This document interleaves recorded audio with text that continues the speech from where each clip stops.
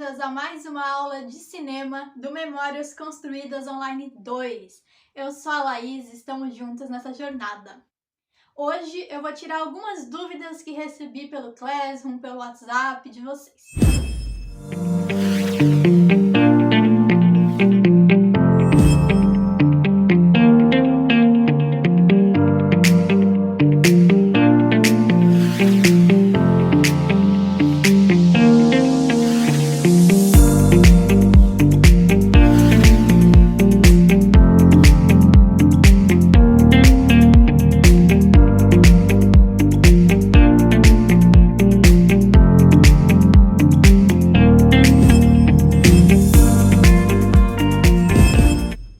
Pessoal, como vocês podem ver, hoje eu tô num cenário diferente, eu tô com o cabelo molhado, tô com a ansiedade a milhão, e por que eu tô falando tudo isso? Vai se encaixar no terceiro tópico das dúvidas de hoje. Então, hoje a gente vai falar sobre algumas dúvidas que eu recebi, as mais recorrentes, que são: que imagens colocar no meu filme, a dificuldade de filmar algumas cenas, algumas imagens que a gente não tem o controle, que a gente não tem a possibilidade de realizar, as imagens que faltam, o que fazer. A gente vai falar também sobre o tempo do filme. Quanto tempo o meu filme vai durar? Eu quero que ele dure tanto, mas o meu texto está me indicando que ele vai durar menos. E agora? O que eu faço? A gente tem aí alguns caminhos. E a última, que eu falei que tem a ver com como eu estou hoje, é a ansiedade inicial da gente começar a fazer alguma coisa. O medo de começar a filmar coisas que estão nos prendendo, nos segurando, de começar a fazer o nosso filme, nossa atividade. Isso também se reverbera em outros campos da arte, aqui do Memórias mesmo, né, nas aulas de pintura, de fotografia, às vezes uma ansiedade que vem antes da gente produzir, às vezes acaba nos travando. Como driblar ela um pouquinho? Não que eu seja uma expert, mas acho que eu posso dar algumas dicas para vocês. Uma das dúvidas que eu mais recebi, eu selecionei 3, a primeira é o que fazer quando a gente realmente não vai ter como filmar uma imagem que a gente propôs no nosso roteiro. Para ficar mais exemplificado, eu vou falar de um caso de uma aluna que mandou pra gente. Ela precisa de imagens de uma feira, em específico, é uma feira que tem perto da casa dela. Ela gostaria de filmar essa feira, mas a feira acontece no horário que ela está trabalhando. E quando ela chega, já estão desmontando todas as barracas. Ela então não tem a possibilidade de filmar essa feira. E o roteiro dela fala bastante sobre esse evento, fala bastante sobre essa feira que tem perto da casa dela. Então ela ficou bastante preocupada, o que fazer, o que eu faço, né? Porque eu falo da feira, eu não vou ter imagem da feira. E aí a gente tem alguns caminhos. O mais fácil de todos, eu poderia virar para vocês e simplesmente falar: bom, cinema é tudo mentira, é tudo uma invenção, é tudo montagem, né? A arte de contar histórias, então não precisa ser sempre tudo 100% verdadeiro, como eu sempre falei pra vocês, né, que a gente pode mesclar um pouco de ficção com um pouco de documentário, e eu poderia simplesmente falar: acha uma feira num final de semana, filma essa feira, colocando no filme com a narração sobre a feira em específico, ninguém vai saber que é uma feira diferente, vai passar pro espectador a mesma sensação. Esse é um caminho. E ele é super válido, a gente pode fazer isso. Porém, tem algumas questões. Primeiro que para filmar na feira, às vezes a gente precisa de autorização. Se aparecer outras pessoas no vídeo, a gente vai precisar de autorização de uso de imagem dessas pessoas. Então isso já começa a ficar um pouco complicado. Não é impossível, você pode chegar lá com um papel de autorização, se a pessoa autorizar, ela assina e tudo bem. Mas é um pouco mais trabalhoso, talvez não valha tanto a pena. Se filmar só ali as frutas, eu acredito que não tenha nenhum problema. Então, um dos caminhos seria esse: ir numa outra feira, filmar, e a junção da imagem de uma feira com a narração falando da feira, que tem valor afetivo para ela, traria para o espectador a mensagem que ela quer passar. Uma feira que eu ia com tal pessoa em tal época. Seria bom. Só que aqui a gente está fazendo um filme bastante pessoal. A gente está falando das nossas memórias, da nossa relação com as imagens que a gente está produzindo. Então, talvez esse caminho de pegar uma outra feira, de dar ali fazer esse truque, não seja o mais indicado. Então, o que eu proponho? Pensar sobre essa falta. Pensar sobre a falta dessa imagem e tentar criar alguma coisa em cima disso. Então, eu vou dar aqui uns exemplos bem viajados. Vou falar um pouco do que eu respondi para ela, mas vou dar uns exemplos bem viajados. O que eu respondi para ela foi: talvez você possa ir nessa feira na hora que ela está desmontando e filmar algumas barraquinhas sendo desmontadas mesmo. Filmar de longe, não pegar o rosto de ninguém, não falar ali, não filmar o rosto de ninguém, não pegar uma fala de ninguém, pegar mais a barraca sendo desmontada, que isso traria uma sensação de é um lugar que eu não consigo mais acessar. Essa memória, essa vivência que eu tô falando no meu texto, eu não consigo mais acessar. E isso ficaria claro nessa imagem. Ou então ela poderia pegar algumas frutas que ela fala no texto e bolar alguma coisa com elas. E aí vem os exemplos viajados agora. De repente um álbum de fotografias que em vez de foto tem um monte de frutas e você fala, tenho lembrança da feira que eu ia, não sei o que lá. Um porta-retrato com as frutas. Pode ser. Aí, como dizem, o céu é o limite. Mas eu sugiro que na falta de uma imagem, a gente pense em cima dessa falta. A falta fala muita coisa. O que a falta dessa imagem no filme vai querer me dizer? E o que eu posso construir em cima dessa falta? Aqui no caso, de repente, pegar a barraca sendo desmontada, fazer esse álbum de foto com frutas. Mas a gente tem outros casos, e aí é pensar caso a caso o que seria. Eu não passei por essa dificuldade no meu filme, no momento, até então, mas pode ser que eu me depare com ela. E aí, se eu me deparar com ela, eu vou pensar, bom, não posso ter essa imagem.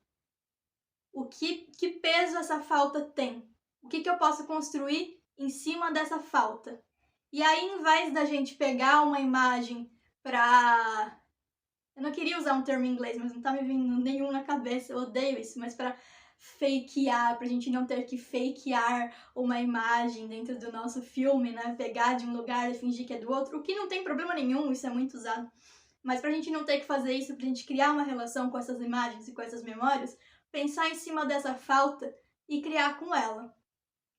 Bom, essa foi a primeira dúvida que eu recebi, espero que tenha ajudado. Eu recebi ela de algumas formas diferentes, resolvi usar esse exemplo porque eu acho que pode ajudar mais de uma pessoa, por isso que eu resolvi trazer. Uma outra dúvida bastante recorrente que eu recebi pelo Classroom, pelo WhatsApp, né, pelo Instagram, foi sobre o tempo do filme. Porque eu tô toda hora falando, a gente vai fazer um filme de 1 minuto, vai fazer um filme de 1 minuto, vai fazer um filme de 1 minuto. E aí, de repente, a gente escreveu aquele texto e ele pode ter ficado um pouco curto, mas ele já tá ali dizendo tudo que a gente quer dizer. E a gente não quer mexer nele. E eu acho bom, assim, a gente sempre pode voltar atrás, mexer, fazer as etapas novamente, ajustar, mudar. Eu acho que a gente sempre pode fazer isso. Mas aqui, a gente não tá só fazendo um filme, a gente tá fazendo um exercício dentro de um curso. E eu acho legal que a gente consiga ir pra frente, a gente consiga avançar. Então a gente fez uma etapa legal, a gente sentou, fez, olhou junto e aí bola pra frente. Faz a outra, olhou junto, bola pra frente. Pra gente ter esse movimento e pra gente sair do lugar. Então a gente não ter sempre que voltar. Então tá bom. Eu tô sempre falando que é um vídeo de 1 minuto. Mas isso talvez tenha sido um erro meu. Não precisa ser de 1 minuto exato. Pode ser um pouco mais, mas pode ser um pouco menos.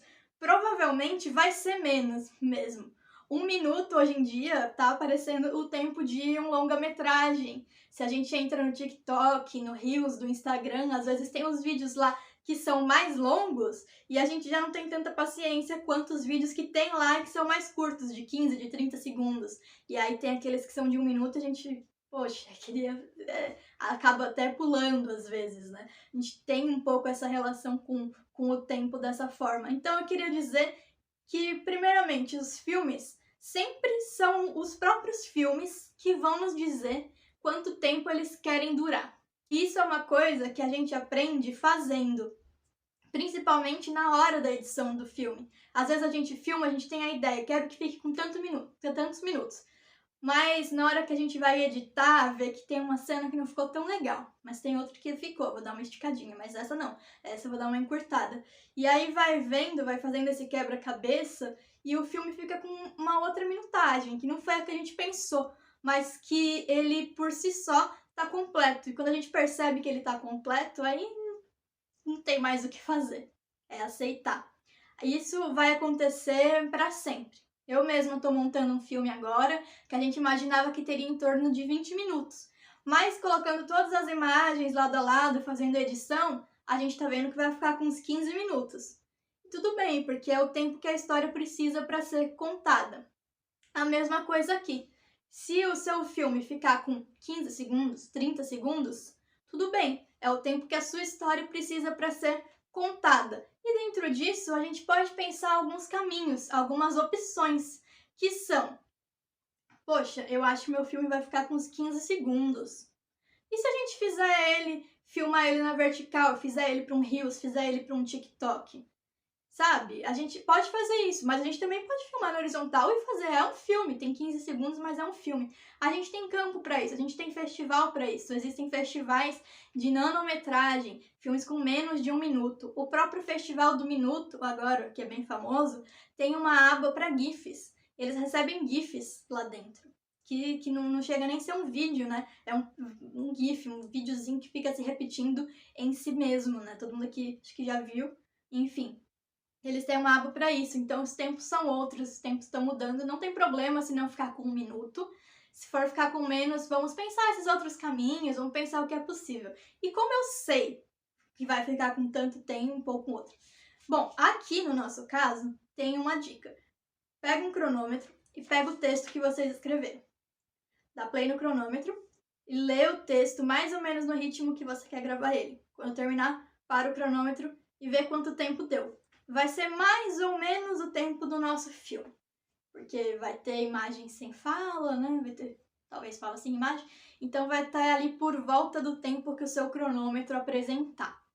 E eu queria passar uma dica para vocês de um perfil no Instagram para vocês olharem.